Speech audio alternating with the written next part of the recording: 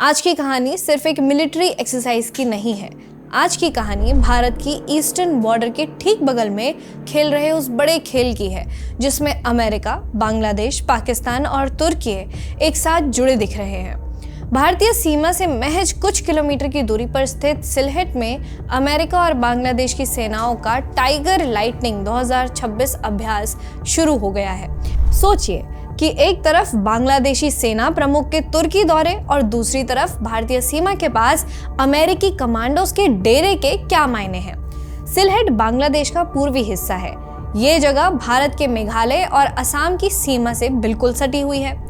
Seven sisters वाले north east India की सुरक्षा की नज़र से ये इलाका हमेशा सेंसिटिव रहा है और ठीक इसी सेंसिटिव इलाके में अमेरिका की पैसिफिक कमांड और बांग्लादेश के पैरा कमांडो ब्रिगेड ने 13 दिन का जॉइंट मिलिट्री एक्सरसाइज शुरू कर दिया है। इसका नाम है टाइगर लाइटनिंग 2026। इस ओपनिंग सेरेमनी में खुद बांग्लादेश आर्मी के chief of general staff lieutenant general Mohammad Mainur Rahman और बांग्लादेश में अमेरिकी एम्बेसडर ब्रेंट टी क्रिस्टेंसन मौजूद थे। बांग्लादेश की तरफ से ये कहा जा रहा है कि ये एक्सरसाइज दोनों देशों की स्ट्रैटेजिक पार्टनरशिप को मजबूत करेगा और इंडो पैसिफिक क्षेत्र में सहयोग बढ़ाएगा। अमेरिका कह रहा है कि ये उसके थिएटर आर्मी कैंपेन प्लान का हिस्सा है, लेकिन सवाल ये है कि जंगल ऑपरेशन की ट्रेनिंग भारत की सीमा से इतनी नजदीक क्यों की जा रही है। अब जरा सा समय का हिसाब लगाइए।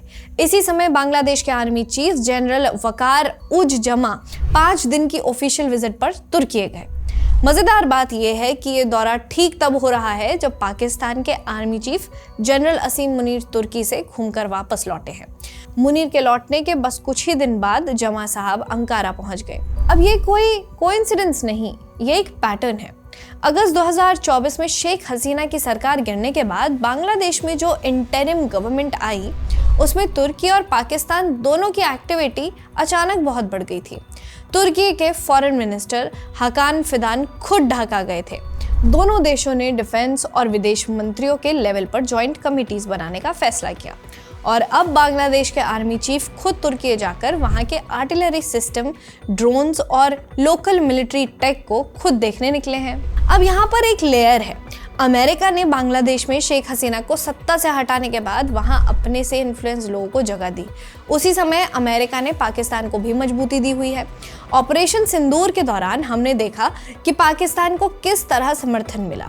ईरान हॉर्मुज क्राइसिस में भी पाकिस्तान की भूमिका और अमेरिकी रवैये को सबने देखा। यानी एक तरफ अमेरिका बांग्लादेश में अपनी पैठ जमा रहा है, दूसरी तरफ पाकिस्तान को मजबूत रखे हुए है और ठीक उसी समय बांग्लादेश तुर्की की ओर भाग रहा है। अब सवाल ये है कि ये तीनों पाकिस्तान, तुर्की और बांग्लादेश क्या कर रहे हैं। उत्तर प्रदेश में मुख्यमंत्री माननीय श्री योगी आदित्यनाथ के नेतृत्व में जल संरक्षण और पर्यावरण पुनरुद्धार को जन आंदोलन का स्वरूप दिया जा रहा है। एक जिला एक उत्पाद की सफलता के बाद अब एक जिला एक नदी अभियान के माध्यम से छोटी और उपेक्षित नदियों को पुनर्जीवित कर जल सुरक्षा, ग्रामीण विकास और पर्यावरणीय संतुलन को नई दिशा दी जा रही है। यह पहल नदियों के संरक्षण के साथ साथ स्थानीय आजीविका, प्राकृतिक खेती और सांस्कृतिक विरासत के पुनरुद्धार का भी सशक्त माध्यम बन रही है। उत्तर प्रदेश सरकार द्वारा राज्य स्वच्छ गंगा मिशन, नमामि गंगे एवं ग्रामीण जलापूर्ति विभाग सहित विभिन्न विभागों के समन्वय से प्रदेश भर में नदी पुनर्जीवन का व्यापक अभियान संचालित किया जा रहा है। पीलीभीत में 16 ग्राम पंचायतों में फैले 47 किलोमीटर क्षेत्र में गोमती नदी का पुनरुद्धार किया गया। इस परियोजना से 1.53 लाख से अधिक मानव दिवस का रोजगार सृजित हुआ तथा 500 से अधिक किसानों ने प्राकृतिक खेती की दिशा में कदम बढ़ाए। घाटों पर नियमित आरती और योग सत्रों ने गोमती को पुनः सामाजिक एवं सांस्कृतिक पहचान दिलाई है। मुख्यमंत्री माननीय श्री योगी आदित्यनाथ के विजन के अनुरूप बुलंदशहर में नीम नदी का 29 किलोमीटर क्षेत्र में पुनर्जीवन किया गया, जिसमें स्थानीय किसानों और ग्रामवासियों ने सक्रिय भागीदारी निभाई। इस पहल की प्रधानमंत्री नरेंद्र मोदी ने मन की बात में भी सराहना की। इसके साथ ही काली नदी और कारवान नदी के संरक्षण कार्यों के माध्यम से गाद निकासी, पौधरोपण और सिंचाई व्यवस्था को सुदृढ़ किया गया। संभल की सोत नदी को जन सहभागिता से नया जीवन मिला, जबकि रामपुर में रेवती, नाहल और नीली जैसी मौसमी धाराओं के संरक्षण के लिए रिचार्ज पिट, वर्षा जल संचयन, फिल्टर कक्ष और नहरों की सफाई जैसे प्रभावी कार्य किए गए।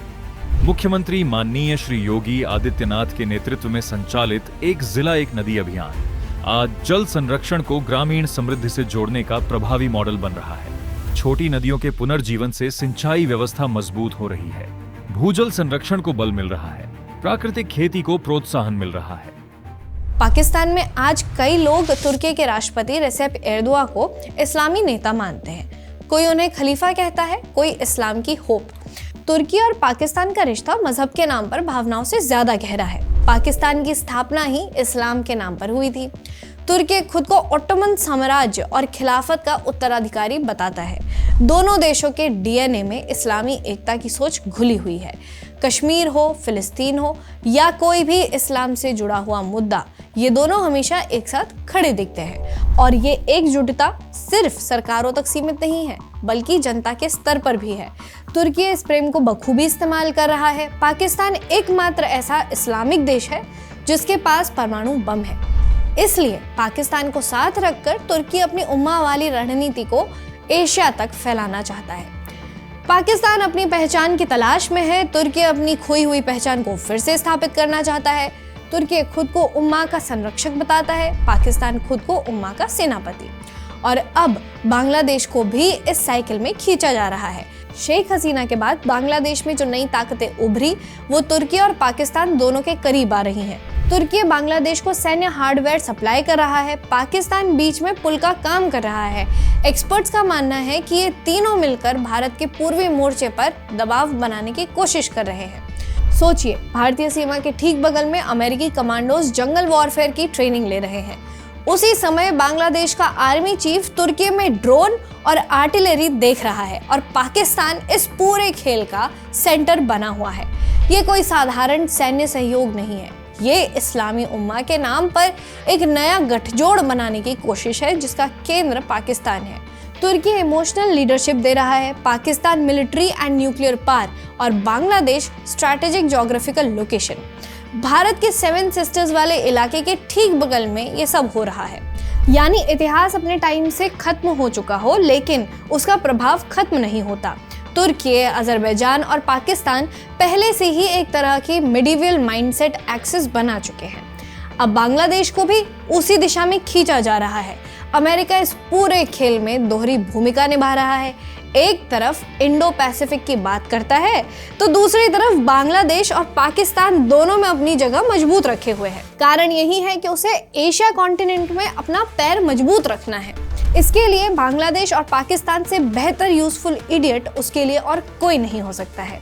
सिलहट में चल रहा टाइगर लाइटनिंग सिर्फ एक्सरसाइज नहीं है, ये एक मैसेजिंग है। और तुर्की में बैठे बांग्लादेशी आर्मी चीफ का दौरा सिर्फ यात्रा नहीं है, ये एक डायरेक्शन है।